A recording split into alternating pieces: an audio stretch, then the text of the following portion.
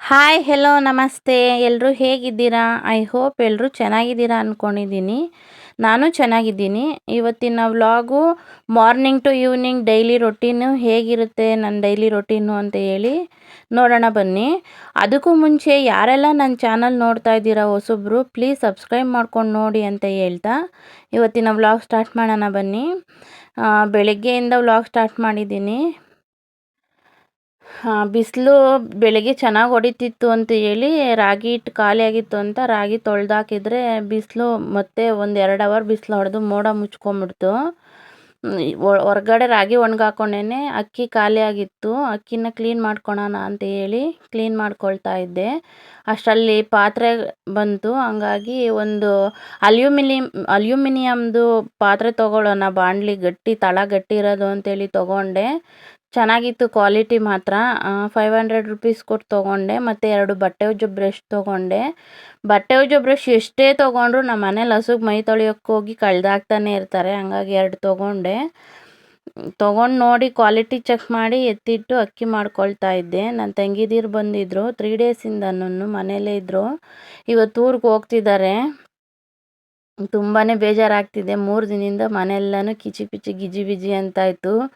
ಮಕ್ಳುಗಳ ಗಲಾಟೆ ಚೆನ್ನಾಗಿತ್ತು. ಅವ್ರು ಬಂದರೆ ನನಗೇನೋ ಒಂಥರ ಖುಷಿ. ಕಳಿಸ್ಕೊಡ್ಬೇಕಂದ್ರೆ ತುಂಬಾ ನೋವಾಗುತ್ತೆ. ಹೋಗ್ತಾ ಇದ್ದಾರೆ. ನನ್ನ ತಂಗಿ ಮಗ ಅಂದರೆ ಜಾಸ್ತಿ ಎಲ್ರಿಗೂ ಇಷ್ಟ. ನಮ್ಮ ಮನೇಲಿ ಲಾಸ್ಟ್ ಮಗು ಅವನೇ. ಹಂಗಾಗಿ ಹೋಗ್ಬೇಕಾದ್ರೆ ಚಪ್ಪಲಿ ಬಿದ್ದೋಯ್ತು ಅಂತ ಹೇಳಿ ಮತ್ತೆ ಚಪ್ಪಲಿ ಎತ್ಕೊಟ್ಟು ಹೋಗ್ತಿದ್ದಾರೆ. ಅವ್ರು ಹೋದ್ಮೇಲೆ ಯಾಕೋ ಬೇಜಾರಾಯಿತು. ಮತ್ತೆ ನಾನು ವಿಡಿಯೋನೂ ಮಾಡಿಲ್ಲ, ಏನೂ ಕೆಲಸ ಮಾಡೋಕ್ಕೆ ಹೋಗಿಲ್ಲ. ಅವರೇ ಮಧ್ಯಾಹ್ನ ಅಡುಗೆ ಮಾಡಿಟ್ಟಿದ್ರು, ಅದನ್ನೇ ತಿಂದು ನೈಟು ಮನೆ ಕ್ಲೀನ್ ಮಾಡಿ ಮಲ್ಕೊಂಡೆ. ನೈಟಲ್ಲಿ ಎಲ್ಲ ಕ್ಲೀನ್ ಮಾಡಿಕೊಂಡ್ರೆ ಎಷ್ಟು ಚೆನ್ನಾಗಿರುತ್ತೆ ಫ್ರೆಂಡ್ಸ್ ಅಡುಗೆ ಮನೇನ. ಬೆಳಗ್ಗೆ ಎದ್ದಾಗ ಫ್ರೆಶ್ ಫೀಲ್ ಅನಿಸುತ್ತೆ. ನಾನು ಎಲ್ಲ ಕ್ಲೀನ್ ಮಾಡಿ ಪಾತ್ರೆ ಎಲ್ಲ ಜೋಡಿಸಿ ತೊಳೆದಿಟ್ಟು ಜೋಡಿಸಿ ಮಲ್ಕೊಂಡೆ. ಮತ್ತು ನೆಕ್ಸ್ಟ್ ಡೇ ಕಂಟಿನ್ಯೂಷನ್ ವ್ಲಾಗ್ ಆಗಿರುತ್ತೆ.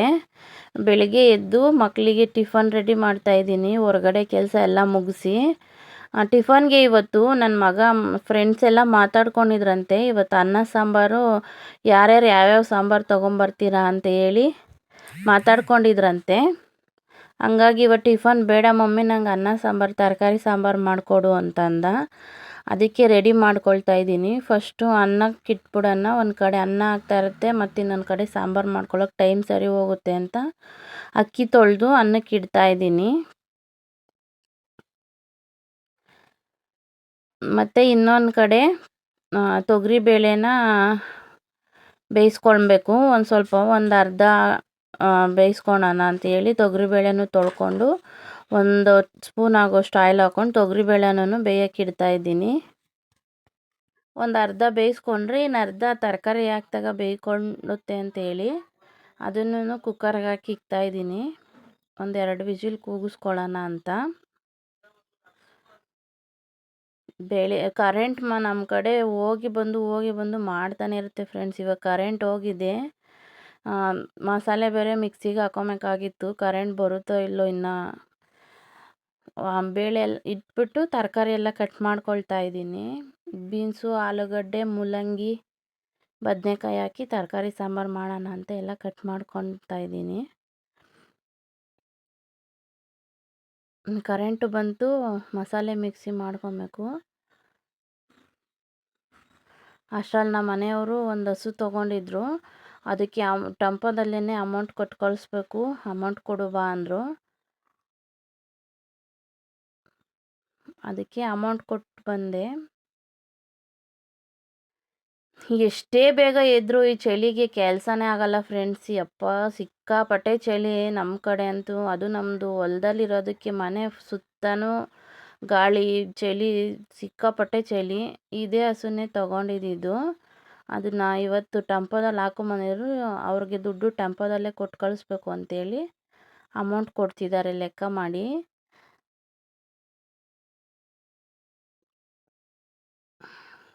ಮತ್ತು ಎಲ್ಲ ಆಯಿತು. ಮಸಾಲೆ ರುಬ್ಕೊಳ್ಳೋಣ ಅಂತ ಹೇಳಿ ತರಕಾರಿ ಕಟ್ ಮಾಡಿದ್ದೆ, ಅದನ್ನು ಇವಾಗ ಹಾಕ್ಕೊಳ್ತಾ ಇದ್ದೀನಿ.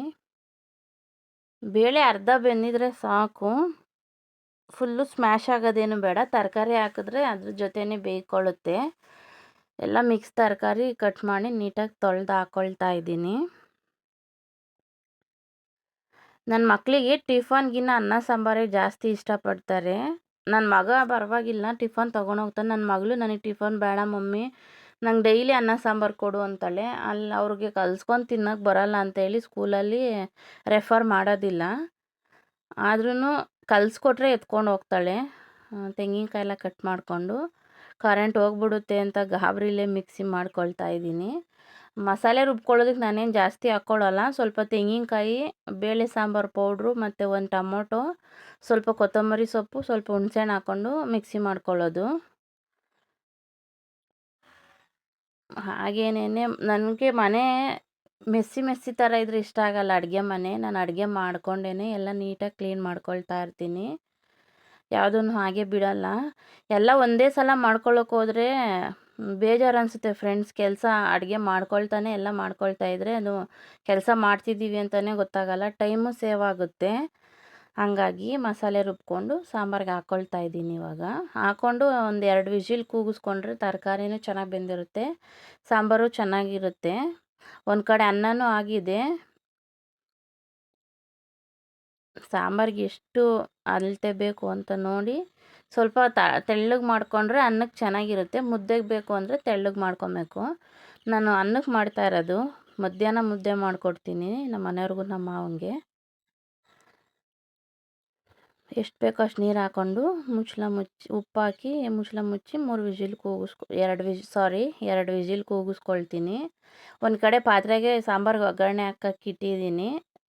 ಕುಕ್ಕರಲ್ಲಿ ಕೂಗಿಸಿ ಪಾತ್ರೆಗೆ ಹಾಕ್ಕೊಳ್ತೀನಿ ಒಗ್ಗರಣೆ ಹಾಕಿ.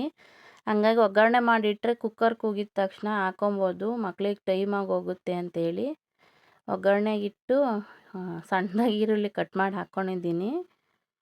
ಅದು ಅಷ್ಟೇ, ಎಲ್ಲನೂ ಅವಾಗೇ ನಾನು ನೀಟಾಗಿ ತೊಳೆದಿಟ್ಕೊಂಬಿಡೋದೆ, ಯಾವುದನ್ನು ಬ್ಯಾಲೆನ್ಸ್ ಬಿಡಲ್ಲ. ಮಕ್ಕಳಿಗೆ ವಾಟ್ರ್ ಬಾಟ್ಲೆಲ್ಲ ತೊಳೆದು ಬಾಕ್ಸಿಗೆ ರೆಡಿ ಮಾಡಿಕೊಂಡ್ರೆ ಸಾಂಬಾರು ಕೂಗೋ ಅಷ್ಟರಲ್ಲಿ ಟೈಮ್ ಸೇವ್ ಆಗುತ್ತೆ.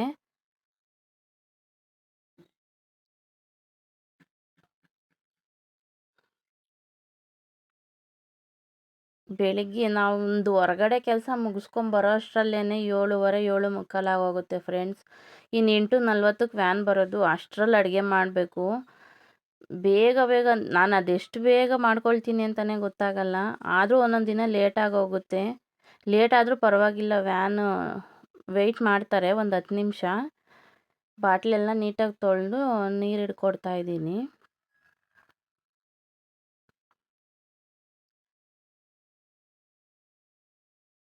ಮಕ್ಕಳಿಗೆ ಅವ್ರ ಕೆಲಸ ಅವರೇ ಮಾಡ್ಕೊಳ್ಳೋ ಥರ ರೂಢಿ ಮಾಡಬೇಕು. ಇನ್ನೊಂದು ಸ್ವಲ್ಪ ದೊಡ್ಡವರಾಗಲಿ ನನ್ನ ಮಕ್ಕಳು, ಅವ್ರ ಕೆಲಸ ಅವರೇ ಮಾಡ್ಕೊಳ್ಳೋ ಥರ ರೂಢಿ ಮಾಡ್ತೀನಿ.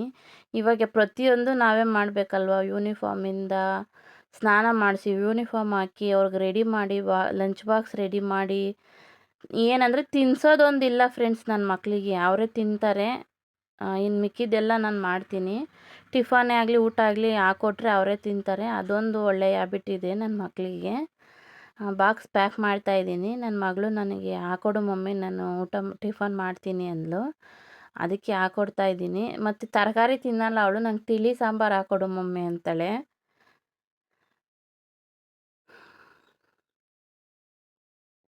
ನನ್ನ ಮಗ ನನಗೂ ಹಾಕ್ಕೊಡು ಮಮ್ಮಿ, ನಾನು ತಿಂತೀನಿ ಅಂದ. ಇಬ್ರಿಗೂ ಹಾಕ್ಕೊಟ್ಟು ಬಾಕ್ಸ್ ಪ್ಯಾಕ್ ಮಾಡಿದೆ. ಎಷ್ಟು ಆಟ ಮಾಡ್ತಾರೆ, ಎಷ್ಟು ಕಾಟ ಕೊಡ್ತಾರೆ ಅಂದರೆ ಬೆಳಗ್ಗೆ ಎದ್ದಾಗ ಕೆಲಸದೊಂದು ಟೆನ್ಷನ್ ಆದರೆ ಇವ್ರದ್ದೊಂದು. ಮತ್ತು ಈ ಚಳಿಗೆ ಬೇಗ ಎದ್ದೇಳೋದು ಇಲ್ಲ. ಅವ್ರನ್ನ ಎಬ್ಬರಿಸಿ ಸ್ನಾನ ಮಾಡಿಸಿ ರೆಡಿ ಮಾಡೋದೇ ಒಂದು ದೊಡ್ಡ ಟಾಸ್ಕ್ ಆಗೋಗುತ್ತೆ. ನನಗೆ ಅಂತ ಅಲ್ಲ, ಎಲ್ಲ ಹೆಣ್ಮಕ್ಳಿಗೂ ಅಷ್ಟೇ. ಮಕ್ಕಳಿರೋ ಮನೆಗೆ ಸ್ಕೂಲಿಗೆ ಕಳಿಸ್ಬೇಕು ಅಂದರೆ ಇವಾಗ ಚಳಿಲಿ ನಾವೇ ಬೇಗ ಎದ್ದೇಳೋಕ್ಕಾಗಲ್ಲ. ಇನ್ನು ಮಕ್ಕಳು ಪಾಪ ಚಳಿಗೆ ಬೇಗ ಅವರು ಎದ್ದೇಳಲ್ಲ, ಹಠ ಮಾಡ್ತಾರೆ. ಹಂಗಾಗಿ ಅವ್ರನ್ನ ಎಬ್ಬರಿಸಿ ಸ್ನಾನ ಮಾಡಿಸಿ ರೆಡಿ ಮಾಡೋದೇ ಒಂದು ದೊಡ್ಡ ಟಾಸ್ಕ್ ಆಗೋಗುತ್ತೆ. ಇಬ್ರಿಗೂ ಹಾಕ್ಕೊಟ್ಟೆ ತಿಂತಾ ಇದ್ದಾರೆ.